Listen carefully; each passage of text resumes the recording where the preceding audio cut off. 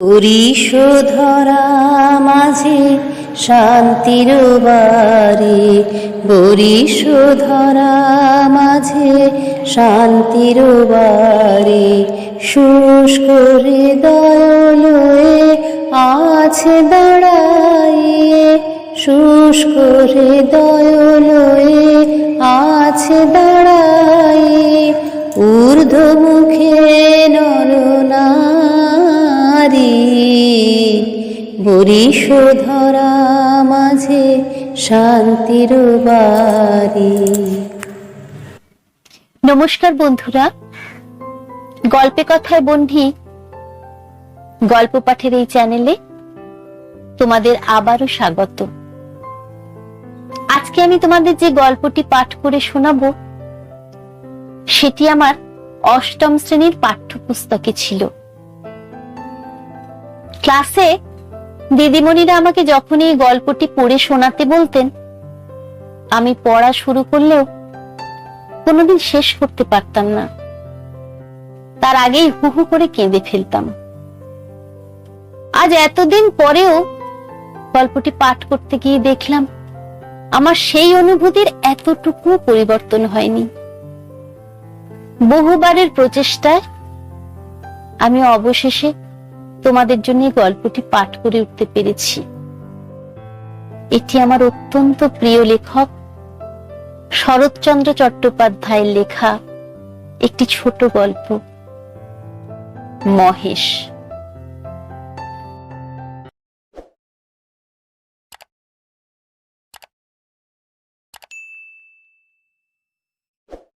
গ্রামের নাম কাশীপুর।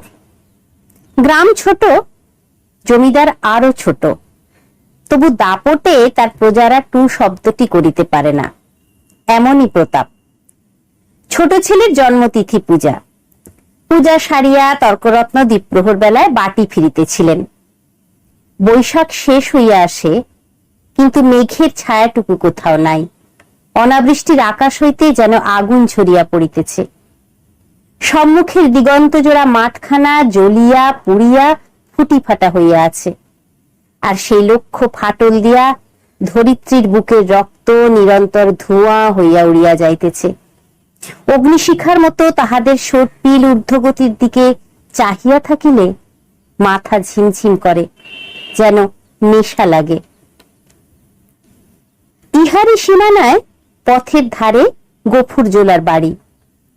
তাহার মাটির প্রাচীর পড়িয়া গিয়া প্রাঙ্গণ আসিয়া পথে মিশিয়াছে, এবং অন্তঃপুরের লজ্জা সম্ভ্রম পথিকের করুণায় আত্মসমর্পণ করিয়া নিশ্চিন্ত হইয়াছে। পথের ধারে একটা পিটালি গাছের ছায়ায় দাঁড়াইয়া তর্করত্ন উচ্চ কণ্ঠে ডাক দিলেন, ওরে ও গফরা, বলি ঘরে আছিস?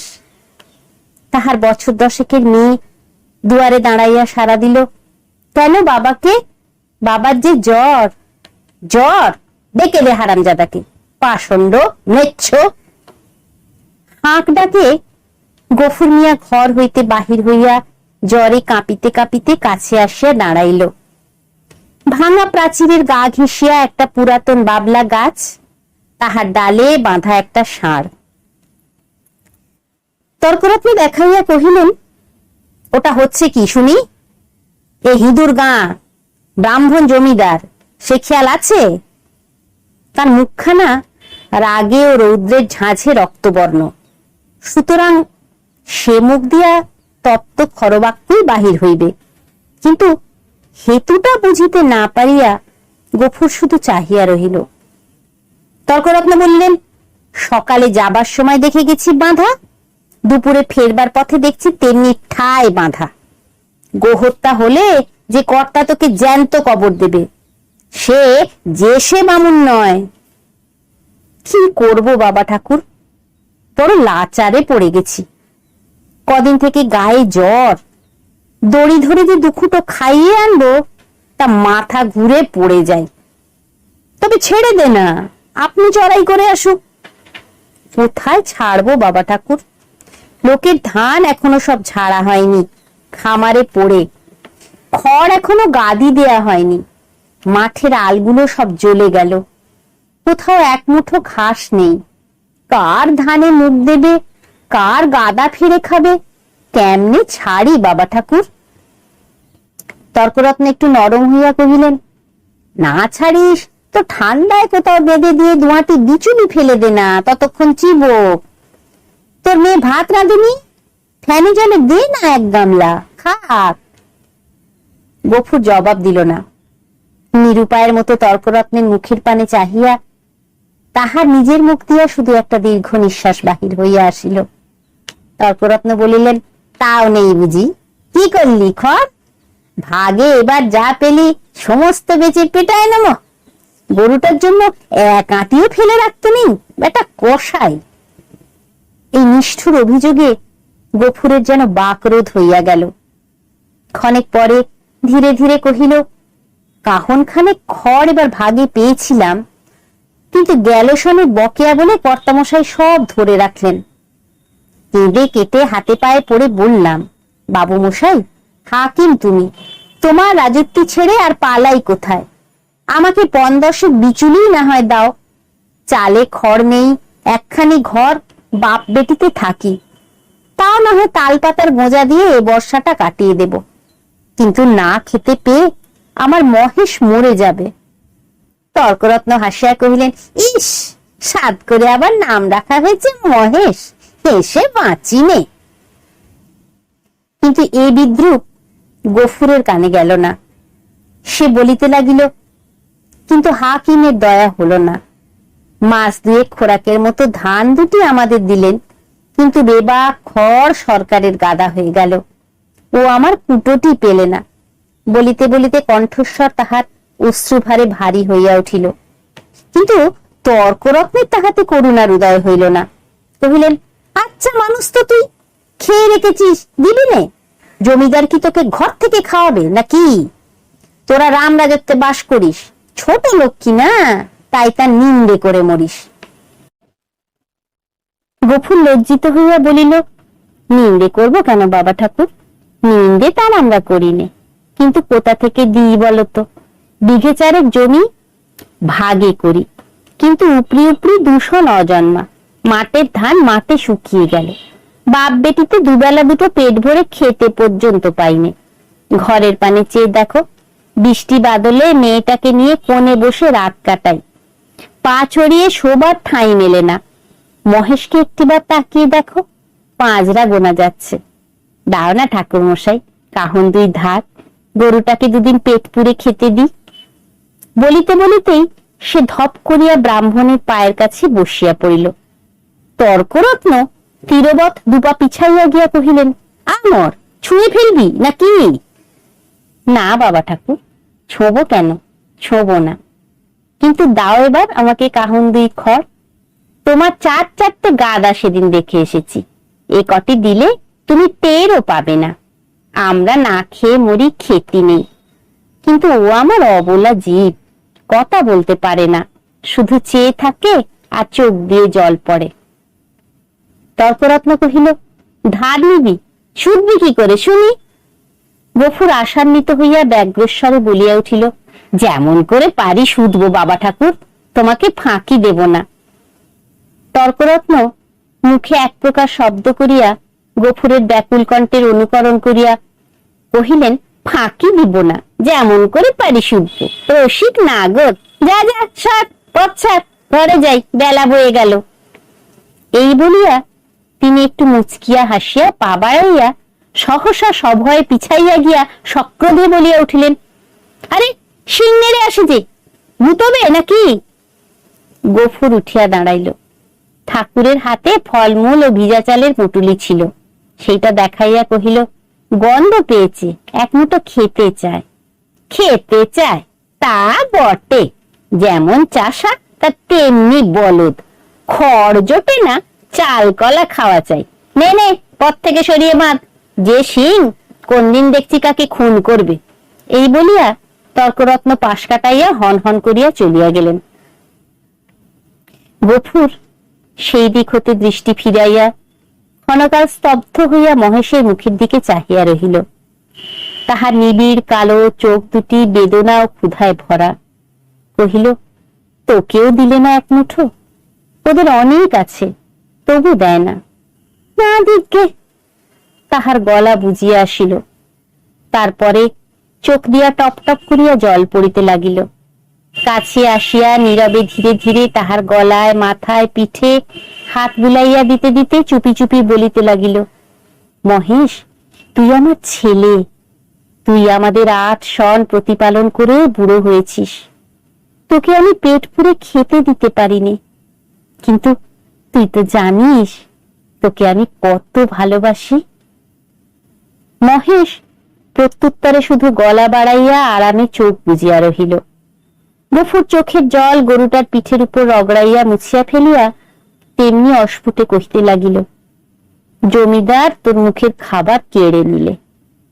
শ্মশান ধারে গায়ের যে গোচরটুকু ছিল তাও পয়সার লোভে জমাবিলি করে দিলে।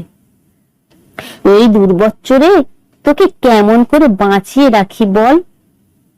ছেড়ে দিলে তুই পরের গাদা ফেরে খাবি, মানুষের কলা গাছে মুখ দিবি। তোকে নিয়ে আমি কি করি?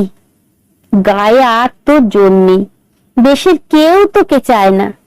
লোকে বলে তোকে গুহাটায় বেচে দিতে। কথাটা মনে মনে উচ্চারণ করিয়াই আবার তাহার দুচোখ বাহিয়া টপ টপ করিয়া জল পড়িতে লাগিল। হাত দিয়া মুছিয়া ফেলিয়া গফুর একবার এদিক ওদিক চাহিল। তারপরে ভাঙা ঘরের পিছন হইতে কতকটা পুরনো বিবর্ণ খড় আনিয়া মহেশের মুখের কাছে রাখিয়া দিয়া আস্তে আস্তে কহিল, নি, শিগগির করে একটু খেয়ে নে বাবা, দেরি হলে আবার। বাবা, কেন মা? ভাত খাবে, এসো। এই বলিয়া আমিনা ঘর হইতে দুয়ারে আসিয়া দাঁড়াইল। এক মুহূর্ত চাহিয়া থাকিয়া কহিল, মহেশকে আবার চাল ফেরে খড় দিয়েছ বাবা? ঠিক এই ভয়ই সে করিতেছিল। লজ্জিত হইয়া বলিল, পুরনো পচা খড় মা, আপনিই ঝরে যাচ্ছিল। আমি যে ভেতর থেকে শুনতে পেলাম বাবা, তুমি টেনে বার করছো। না মা, ঠিক টেনে নয় বটে, কিন্তু দেয়ালটা যে পড়ে যাবে বাবা। গফুর চুপ করিয়া রহিল। একটিমাত্র ঘর ছাড়া যে আর সবই গেছে, এবং এমন ধারা করলে আগামী বর্ষায় ইহাও টিকিবে না, এ কথা তাহার নিজের চেয়ে আর কে বেশি জানে। অথচ এই উপায়ই বা কটা দিন চলে। মেয়ে কহিল, হাত ধুয়ে ভাত খাবে, এসো বাবা, আমি বেড়ে দিয়েছি। গফুর কহিল, ফ্যানটুকু দে তো মা, একেবারে খাইয়ে দিয়ে যাই। ফ্যান যে আজ নেই বাবা, হাঁড়িতেই মরে গেছে। নেই? গফুর নীরব হইয়া রহিল। দুঃখের দিনে এটুকুও যে নষ্ট করা যায় না, এই 10 বছরের মেয়েটাও তাহা বুঝিয়াছে। হাত ধুইয়া সে ঘরের মধ্যে গিয়া দাঁড়াইল। একটা পিতলের থালায় পিতার সাকান্ন সাজাইয়া দিয়া কন্যা নিজের জন্য একখানি মাটির শানকিতে ভাত বাড়িয়া লইয়াছে। চাহিয়া চাহিয়া গফুর আস্তে আস্তে কহিল, আমি না, আমার গায়ে যে আবার শীত করে মা, জ্বর গায়ে খাওয়া কি ভালো? আমি না উদ্বিগ্ন মুখে কহিল, কিন্তু তখন যে বললে বড় খিদে পেয়েছে। তখন তখন হয়তো জ্বর ছিল না মা। তাহলে তুলে রেখে দি, সাঁঝের বেলা খেও। গফুর মাথা নাড়িয়া বলিল, কিন্তু ঠান্ডা ভাত খেলে যে অসুখ বাড়বে আমিনা। আমিনা কহিল, তবে? গফুর কত কি যেন চিন্তা করিয়া হঠাৎ এই সমস্যার মীমাংসা করিয়া ফেলিল। কহিল, এক কাজ কর না মা, মহেশকে না হয় ধরে দিয়ায়, তখন রাতের বেলা আমাকে এক মুঠো ফুটিয়ে দিতে পারবি না আমিনা? প্রত্যুত্তরে আমিনা মুখ তুলিয়া ক্ষণকাল চুপ করিয়া পিতার মুখের প্রতি চাহিয়া রহিল। তারপর মাথা নিচু করিয়া ধীরে ধীরে ঘাড় নাড়িয়া কহিল, পারবো বাবা। গফুরের মুখ রাঙা হইয়া উঠিল। পিতা ও কন্যার মাঝখানে এই যে একটুখানি ছলনার অভিনয় হইয়া গেল, তাহা এই দুটি প্রাণী ছাড়া আরো একজন বোধ করি অন্তরিক্ষে থাকিয়া লক্ষ্য করিলেন। 5-7 দিন পরে একদিন পীড়িত গফুর চিন্তিত মুখে দাওয়ায় বসিয়াছিল। তাহার মহেশ কাল হইতে এখনো পর্যন্ত ঘরে ফিরে নাই। নিজে সে শক্তিহীন, তাই আমিনা সকাল হইতে সর্বত্র খুঁজিয়া বেড়াইতেছে। পরন্ত বেলায় সে ফিরিয়া আসিয়া বলিল, শুনেছ বাবা, মানিক ঘোষেরা মহেশকে আমাদের থানায় দিয়েছে। গফুর কহিল, দূর পাগলি, হ্যাঁ বাবা সত্যি। তাদের চাকর বললে, তোর বাপকে বলবে যা দরিয়াপুরের খোঁয়াড়ে খুঁজতে। কি করেছিল সে? তাদের বাগানে ঢুকে গাছপালা নষ্ট করেছে বাবা। গফুর স্তব্ধ হইয়া বসিয়া রহিল। মহেশের সম্বন্ধে সে মনে বহু প্রকার দুর্ঘটনা কল্পনা করিয়াছিল, কিন্তু এ আশঙ্কা ছিল না। সে যেমন নিরীহ তেমনি গরিব, সুতরাং প্রতিবেশী কেহ তাহাকে এত বড় শাস্তি দিতে পারে এ ভয় তাহার হয় নাই। বিশেষত মানিক ঘোষ, গোব্রাহ্মণে ভক্তি তাহার এ অঞ্চলে বিখ্যাত। মেয়ে কহিল, বেলা যে পড়ে এলো বাবা, মহেশকে আনতে যাবে না? গফুর বলিল, না। কিন্তু তারা যে বললে 3 দিন হলেই পুলিশের লোক তাকে গোহাটায় বেচে ফেলবে। গফুর কহিল, ফেলুক গে। গোহাটা বস্তুটা যে ঠিক কি আমি না তাহা জানিত না, কিন্তু মহেশের সম্পর্কে ইহার উল্লেখ মাত্রেই তাহার পিতা যে কিরূপ বিচলিত হইয়া উঠিত ইহা সে বহুবার লক্ষ্য করিয়াছে। কিন্তু আজ সে আর কোনো কথা না কহিয়া আস্তে আস্তে চলিয়া গেল। রাত্রের অন্ধকারে লুকাইয়া গফুর বংশীর দোকানে আসিয়া কহিল, খুড়ো, একটা টাকা দিতে হবে। এই বলিয়া সে তাহার পিতলের থালাটি বসিবার মাচার নিচে রাখিয়া দিল। এই বস্তুটির ওজন ইত্যাদি বংশীর সুপরিচিত। বছর 2 মধ্যে সে 5 ইহাকে বন্ধক রাখিয়া একটি করিয়া টাকা দিয়াছে, অতএব আজও আপত্তি করিল না। পরদিন যথাস্থানে আবার মহেশকে দেখা গেল। সেই বাবলাতলা, সেই দড়ি, সেই খুঁটা, সেই তৃণহীন শূন্য আধার, সেই ক্ষুধাতুর কালো চোখের সজল উৎসুক দৃষ্টি। একজন বুড়ো গোছের মুসলমান তাহাকে অত্যন্ত তীব্র চক্ষু দিয়া পর্যবেক্ষণ করিতেছিল। অদূরে একাধারে 2 হাঁটু জড়ো করিয়া গফুর মিয়া চুপ করিয়া বসিয়াছিল। পরীক্ষা শেষ করিয়া বুড়া চাদরের কোট হইতে 1খানি 10 টাকার নোট বাহির করিয়া তাহার ভাঁজ খুলিয়া বার মসৃণ করিয়া লইয়া তাহার কাছে গিয়া কহিল, আর ভাঙবো না, এই পুরোপুরি দিলাম, নাও। গফুর হাত বাড়াইয়া গ্রহণ করিয়া তেমনি নিঃশব্দেই বসিয়া রহিল। যে 2 জন লোক সঙ্গে আসিয়াছিল তাহারা গরুর দড়ি খুলিবার উদ্যোগ করিতেই কিন্তু সে অকস্মাৎ সোজা হইয়া দাঁড়াইয়া উদ্ধত কণ্ঠে বলিয়া উঠিল, দড়িতে হাত দিও না বলছি, খবরদার বলছি, ভালো হবে না। তাহারা চমকিয়া গেল। বুড়া আশ্চর্য হইয়া কহিল, কেন? গফুর তেমনি রাগিয়া জবাব দিল, কেন আবার কি? আমার জিনিস আমি বেচবো না, আমার খুশি। এই বলিয়া সে নোটখানা ছুঁড়িয়া ফেলিয়া দিল। তাহারা কহিল, কাল পথে আসতে বায়না নিয়ে এলে যে, এই নাও না তোমাদের বায়না ফিরিয়ে। এই বলিয়া সে ট্যাক হইতে 2টা টাকা বাহির করিয়া ঝনাত করিয়া ফেলিয়া দিল। একটা কলহ বাঁধিবার উপক্রম হয় দেখিয়া বুড়া হাসিয়া ধীরভাবে কহিল, চাপ দিয়ে আর 2 টাকা বেশি নেবে, এই তো দাও হে, পানি খেতে ওর মেয়ের হাতে 2 টাকা দাও, কেমন? এই না? না, কিন্তু এর বেশি কেউ একটা আদলা দেবে না, তা জানো? গফুর সজোরে মাথা নাড়িয়া কহিল, না। বুড়া বিরক্ত হইল, কহিল, না তো কি, চামড়াটাই যে দামে বিকবে, নইলে মাল আর আছে কি? তোবা তোবা। গফুরের মুখ দিয়া হঠাৎ একটা বিশ্রী কটু কথা বাহির হইয়া গেল এবং পরক্ষণে সে ছুটিয়া গিয়া নিজের ঘরে ঢুকিয়া চিৎকার করিয়া শাসাইতে লাগিল যে তাহারা যদি অবিলম্বে গ্রাম ছাড়িয়া না যায় তো জমিদারের লোক ডাকিয়া জুতো পেটা করিয়া ছাড়িবে। হাঙ্গামা দেখিয়া লোকগুলো চলিয়া গেল, কিন্তু কিছুক্ষণেই জমিদারের সদর হতে তাহার ডাক পড়িল। গফুর বুঝিল এ কথা কর্তার কানে গিয়াছে। সদরে ভদ্র অভদ্র অনেকগুলি ব্যক্তি বসিয়াছিল। শিবুবাবু চোখ রাঙা করিয়া কহিলেন, গফরা, তোকে যে আমি কি সাজা দেব ভেবে পাইনি। কোথায় বাস করে আছিস জানিস? গফুর হাত জোর করিয়া কহিল, জানি, আমরা খেতে পাইনি, নইলে আজ আপনি যা জরিমানা করতেন আমি না করতাম না। সকলেই বিস্মিত হইল। এই লোকটাকে জেদি এবং বদমেজাজি বলিয়াই তাহারা জানিত। সে কাঁদো কাঁদো হইয়া কহিল, এমন কাজ আর কখনো করব না কর্তা। এই বলিয়া সে নিজের 2 হাত দিয়া নিজের 2 কান মলিল। এবং প্রাঙ্গণের একদিক হইতে আর এক দিক পর্যন্ত নাক্ষর দিয়া উঠিয়া দাঁড়াইল। শিবুবাবু সদয় কণ্ঠে কহিলেন, আচ্ছা যা যা হয়েছে, আর কখনো এইসব মতিবুদ্ধি করিস নে।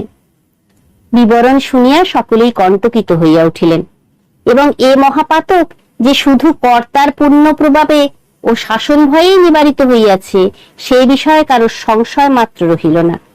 তর্করত্ন উপস্থিত ছিলেন, তিনি গো শব্দের শাস্ত্রীয় ব্যাখ্যা করিলেন এবং যে জন্য এই ধর্মজ্ঞানহীন ম্লেচ্ছ জাতিকে গ্রামের ত্রিসীমানায় বসবাস করিতে দেয়া নিষিদ্ধ তাহা প্রকাশ করিয়া সকলের জ্ঞান ও নেত্র বিকশিত করিয়া দিলেন। গফুর একটা কথারও জবাব দিল না। যথার্থ প্রাপ্য মনে করিয়া সকল অপমান ও সকল তিরস্কার সবিনয়ে মাথা পাতিয়া লইয়া প্রসন্ন চিত্তে ঘরে ফিরিয়া আসিল। প্রতিবেশীদের গৃহ হইতে ফ্যান চাহিয়া আনিয়া মহেশকে খাওয়াইল এবং তাহার গায়ে, মাথায় ও শিঙে বারংবার হাত বুলিয়া অস্ফুটে কত কথাই বলিতে লাগিল। জ্যৈষ্ঠ শেষ হইয়া আসিল। রুদ্রের যে মূর্তি একদিন শেষ বৈশাখে আত্মপ্রকাশ করিয়াছিল, সে যে কত ভীষণ, কত বড় কঠোর হইয়া উঠিতে পারে তাহা আজিকার আকাশের প্রতি না চাহিলে উপলব্ধি করাই যায় না। কোথাও কোনো করুণার আভাস পর্যন্ত নাই। কখনো এরূপে লেশমাত্র পরিবর্তন হইতে পারে, আবার কোনদিন এ আকাশ মেঘভারে স্নিগ্ধ সজল হইয়া দেখা দিতে পারে। আজ এ কথা ভাবিতেও যেন ভয় হয়। মনে হয় সমস্ত প্রজ্বলিত নভস্থল ব্যাপিয়া যে অগ্নি অহরহ ঝরিতেছে, ইহার অন্ত নাই, সমাপ্তি নাই। সমস্ত নিঃশেষে দগ্ধ হইয়া না গেলে এ আর থামিবে না। এমনি দিনে দ্বীপ্রহর বেলায় গফুর ঘরে ফিরিয়া আসিল। পরের দ্বারে জন্মজুর খাটা তাহার অভ্যাস নয় এবং মাত্র দিন 4-5 তাহার জ্বর থামিয়াছে, কিন্তু দেহ যেমন দুর্বল তেমনি শ্রান্ত।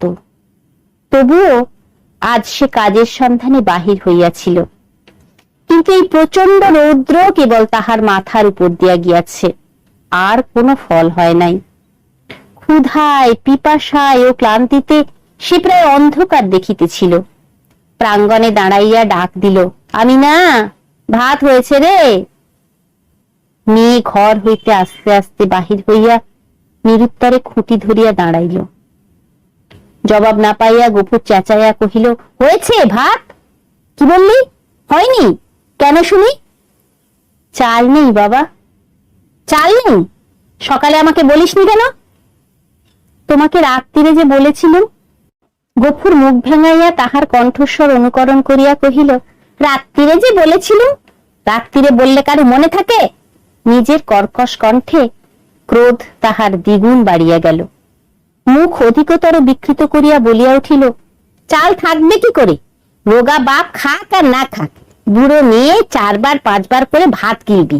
এবার থেকে চাল আমি কুলুপ বন্ধ করে বাইরে যাব। দে 1 ঘটি জল দে, তেষ্টায় বুক ফেটে গেল। বল, তাও নেই।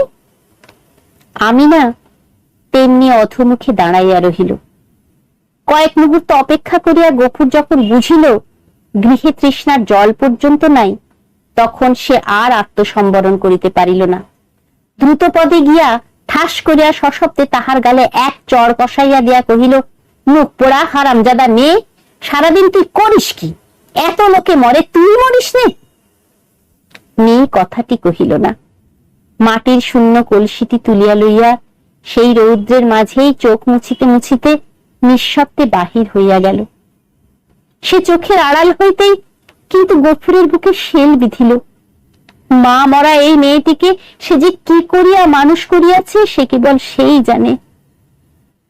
তাহার মনে পড়িল, তাহার এই স্নেহশীলা, কর্মপরায়ণা, শান্ত মেয়েটির কোনো দোষ নেই। ক্ষেতের সামান্য ধান কয়টি ফুরনো পর্যন্ত তাহাদের পেট ভরিয়া দুবেলা অন্ন জুটে না। কোনদিন 1 বেলা, কোনদিন বা তাহাও নয়। দিনে 5-6 বার ভাত খাওয়া যেমন অসম্ভব তেমনি মিথ্যা, এবং পিপাসার জল না থাকার হেতুও তাহার অবিদিত নয়। গ্রামে যে 2-3টা পুষ্করিণী আছে তাহা একেবারে শুষ্ক। শিবচরণ বাবুর খিড়কির পুকুরে যা একটু জল আছে তাহা সাধারণে পায় না। অন্যান্য জলাশয়ের মাঝে দু একটা গর্ত খুঁড়িয়া যাহা কিছু জল সঞ্চিত হয়, তাহাতে যেমন কাড়াকাড়ি তেমনি ভিড়। বিশেষত মুসলমান বলিয়া এই ছোট মেয়েটা তো কাছেই ঘেঁষিতে পারে না। ঘন্টার পর ঘন্টা দূরে দাঁড়াইয়া বহু অনুনয় বিনয়ে কেহ দয়া করিয়া যদি তাহার পাত্রে ঢালিয়া দেয়, সেটুকুই সে ঘরে আনে। এ সমস্তই সে জানে। হয়তো আর জল ছিল না, কিংবা কাড়াকাড়ির মাঝখানে কেহ মেয়েকে তাহার কৃপা করিবার অবসর পায় নাই। এমনি কিছু একটা হইয়া থাকিবে নিশ্চয়। বুঝিয়া তাহার নিজের চোখেও জল ভরিয়া আসিল। এমনি সময়ে জমিদারের পিয়াদা জমদূতের ন্যায় আসিয়া প্রাঙ্গণে দাঁড়াইল। চিৎকার করিয়া ডাকিল, গফরা, ঘরে আছিস? গফুর তিক্ত কণ্ঠে সাড়া দিয়া কহিল, আছি। কেন? বাবু মশাই ডাকছেন, আয়। গফুর কহিল, আমার খাওয়া দাওয়া হয়নি, পরে যাব। এত বড় স্পর্ধা পিয়াদার সহ্য হইল না। সে কুৎসিত একটা সম্বোধন করিয়া কহিল, বাবুর হুকুম, জুতো মারতে মারতে টেনে নিয়ে যেতে। গফুর দ্বিতীয়বার আত্মবিস্মৃত হইল। সেও একটা দুর্বাক্য উচ্চারণ করিয়া কহিল, মহারানীর রাজত্বে কেউ কারো গোলাম নয়, খাজনা দিয়ে বাস করি, আমি যাব না। কিন্তু সংসারের অত ক্ষুদ্রের অত বড় দোহাই দেওয়া শুধু বিফল নয়, বিপদেরও কারণ। রক্ষা এই যে অত ক্ষীণ কণ্ঠ অত বড় কানে গিয়া পৌঁছায় না, না হইলে তাহার মুখের অন্ন ও চোখের নিদ্রা দুই ঘুচিয়া যাইত। তাহার পরে কি ঘটিল বিস্তারিত করিয়া বলার প্রয়োজন নাই। কিন্তু ঘণ্টাখানেক পরে যখন সে জমিদারের সদর হইতে ফিরিয়া ঘরে গিয়া নিঃশব্দে শুইয়া পড়িল, তখন তাহার চোখ মুখ ফুলিয়া উঠিয়াছে। তাহার এত বড় শাস্তির হেতু প্রধানত মহেশ। গফুর বাটি হইতে বাহির হইবার পরে সেও দড়ি ছিঁড়িয়া বাহির হইয়া পড়ে এবং জমিদারের প্রাঙ্গণে ঢুকিয়া ফুল গাছ খাইয়াছে, ধান শুকাইতেছিল তাহা ফেলিয়া ছড়াইয়া নষ্ট করিয়াছে। পরিশেষে ধরিবার উপক্রম করায় বাবুর ছোট মেয়েকে ফেলিয়া দিয়া পলায়ন করিয়াছে। এরূপ ঘটনা এই প্রথম নয়, ইতিপূর্বেও ঘটিয়াছে। শুধু গরিব বলিয়াই তাহাকে মাপ করা হইয়াছিল। পূর্বের মতো এবারও সে আসিয়া হাতে পায়ে পড়িলে হয়তো ক্ষমা করা হইত, কিন্তু সে যে কর দিয়া বাস করে বলিয়া কাহারও গোলাম নয় বলিয়া প্রকাশ করিয়াছে, প্রজার মুখের এত বড় স্পর্ধা জমিদার হইয়া শিবচরণ বাবু কোনো মতেই সহ্য করিতে পারেন নাই। সেখানে সে প্রহার ও লাঞ্ছনার প্রতিবাদ মাত্র করে নাই, সমস্ত মুখ বুঝিয়া সহিয়াছে। ঘরে আসিয়াও সে তেমনি নিঃশব্দে পড়িয়া রহিল। ক্ষুধা তৃষ্ণার কথা তাহার মনে ছিল না, কিন্তু বুকের ভেতরটা যেন বাহিরের মধ্যাহ্ন আকাশের মতোই জ্বলিতে লাগিল।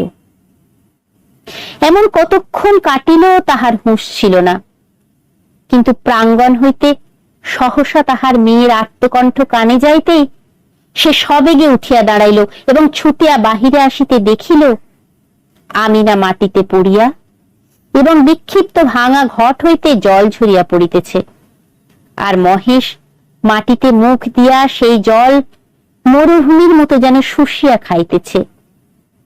চোখের পলক পড়িল না। গফুর দিগ্বিদিক জ্ঞান শূন্য হইয়া গেল। মেরামত করিবার জন্য কাল সে তাহার লাঙলের মাথাটা খুলিয়া রাখিয়াছিল, তাহাই দুই হাতে গ্রহণ করিয়া মহেশের অবনত মাথার উপরে সজোরে আঘাত করিল। একটিবার মাত্র মহেশ মুখ তুলিবার চেষ্টা করিল। তাহার পরে তাহার অনাহার ক্লিষ্ট শীর্ণ দেহ ভূমিতলে লুটাইয়া পড়িল। চোখের কোণ বাহিয়া কয়েক বিন্দু অশ্রু ও কান বাহিয়া কয়েক ফোঁটা রক্ত গড়াইয়া পড়িল। বার দুই সমস্ত শরীরটা তাহার থরথর করিয়া কাঁপিতে লাগিল। তারপরে সম্মুখ ও পশ্চাতের পা দুটো তাহার যত দূর যায় প্রসারিত করিয়া দিয়া মহেশ শেষ নিঃশ্বাস ত্যাগ করিল।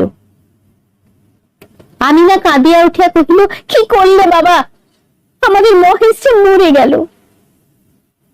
গফুর নড়িল না, জবাব দিল না, শুধু নির্নিমেষ চক্ষে আর এক জোড়া নিমেষহীন গভীর কালো চোখের পানে চাহিয়া পাথরের মতো নিশ্চল হইয়া রহিল।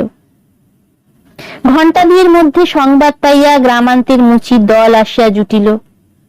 তাহারা বাঁশে বাঁধিয়া মহেশকে ভাগাড়ে লইয়া চলিল। তাহাদের হাতে ধারালো চকচকে ছুরি দেখিয়া গফুর শিহরিত হইয়া চক্ষু মুদিল, কিন্তু একটা কথাও কহিল না। পাড়ার লোকে কহিল, তর্করত্নের কাছে ব্যবস্থা নিতে জমিদার লোক পাঠিয়েছে, প্রাচীরের খরচ জোগাতে এবার না তোকে ভিটে বেচতে হয়। গফুর এ সকল কথারও কোনো উত্তর দিল না। দুই হাঁটুর ওপর মুখ রাখিয়া ঠায় বসিয়া রহিল। অনেক রাত্রে গফুর মেয়েকে তুলিয়া কহিল, আমি না, চল আমরা যাই। সে দাওয়ায় ঘুমাইয়া পড়িয়াছিল। চোখ মুছিয়া উঠিয়া বসিয়া কহিল, কোথায় বাবা? গফুর কহিল, ফুলবেড়ের চটকলে কাজ করতে। মেয়ে আশ্চর্য হইয়া চাহিয়া রহিল। ইতিপূর্বে অনেক দুঃখেও পিতা তাহার কলে কাজ করিতে রাজি হয় নাই। সেখানে ধর্ম থাকে না, মেয়েদের ইজ্জত আব্রু থাকে না, এ কথা সে বহুবার শুনিয়াছে। গফুর কহিল, দেরি করিস নে মা, চল, অনেক পথ হাঁটতে হবে। আমিনা জল খাইবার ঘটি ও পিতার ভাত খাইবার পিতলের থালাটি সঙ্গে লইতেছিল। গফুর নিষেধ করিল, ওসব থাক মা, ওতে আমার মহেশের প্রাচিত্তির হবে। অন্ধকার গভীর নিশীথে সে মেয়ের হাত ধরিয়া বাহির হইল। এই গ্রামে আত্মীয় কেহ তাহার ছিল না, তাহাকেও বলিবার কিছু নাই। আমিনা পার হইয়া পথের ধারে সেই বাবলা তলায় আসিয়া সে থমকিয়া দাঁড়াইয়া সহসা হুহু করিয়া কাঁদিয়া উঠিল। নক্ষত্র খচিত কালো আকাশে মুখ তুলিয়া বলিল, আল্লাহ, আমাকে যত খুশি সাজা দিও, কিন্তু মহেশ আমার তেষ্টা নিয়ে মরেছে। তার চড়ে খাবার এতটুকু জমি কেউ রাখেনি, যে তোমার দেওয়া মাঠের ঘাস, তোমার দেওয়া তেষ্টার জল তাকে খেতে দেয়নি। তার কসুর তুমি যেন কখনো মাফ করো না। কেমন লাগলো বন্ধুরা? যদি ভালো লেগে থাকে একটা লাইক করো, প্রিয়জনদের সঙ্গে শেয়ার করো, আর আমার চ্যানেলটিকে সাবস্ক্রাইব করে বেল বাটনটি প্রেস করে রেখো পরের গল্পের নোটিফিকেশন পাওয়ার জন্য। আর এক বুক ভালোবাসা নিয়ে অপেক্ষা করো আমার পরের গল্পটার জন্য। তোমরা সবাই খুব ভালো থেকো।